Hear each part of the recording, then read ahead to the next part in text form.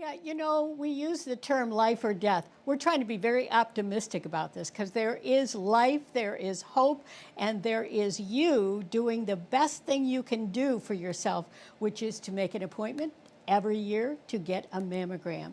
I want you to meet someone I've just met. This is Dr. Julia Devenish, and Dr. Devenish heads a program that is new at Roswell Park. Tell me about it. Yes, it's called Witnessing the New You, and it's post-treatment supportive services for breast cancer survivors who are Black. And we're targeting people especially as they transition from post-treatment into their new lives after cancer. All right, you mentioned women who are Black. We're targeting the African American community, particularly, and we've talked about this in the past, the community around Roswell Park. There's been a great outreach to women there. But things are different for some women in the Black community, and that's what your program is all about. It is, it is. So this program, we're targeting African American or Black women because the outcomes, unfortunately, are not as good in our non-Black populations in terms of breast cancer and survivorship.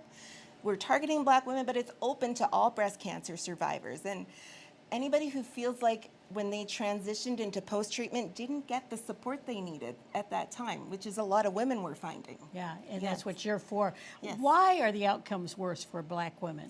That's a good question. Some of the outcomes are worse for Black women because in terms of screening, they're not quite getting the annual mammograms when they should, but that's why there's a mammogram, whatever we're in.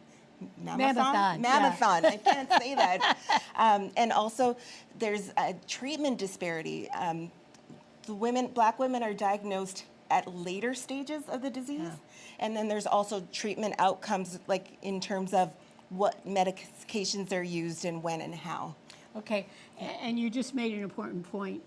No matter your color or ethnicity, the whole thing about the Mammothon and getting your mammogram appointment is that if you have a problem, you want to be diagnosed early, as early as possible, because the later diagnosis doesn't have quite as good an outcome as those early diagnoses. I like to say early screening saves lives.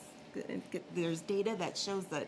That is a true statement. It's a true statement, and that's what we say here. And that's why we ask you to make sure that you've made an appointment for your mammogram. I do want to dispel one thing that we hear a lot. Women say mammograms hurt. So that's a good question. I get that a lot from my patients. I heard it hurts. It's a squeeze. It is. It is uncomfortable, but I always say to my patients, you know what?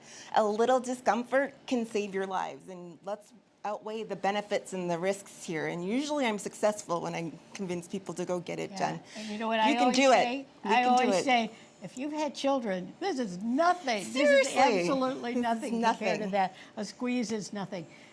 Thank you so much for paying attention to your health and to what we're trying to do today, which is to get you to sign up for a mammogram.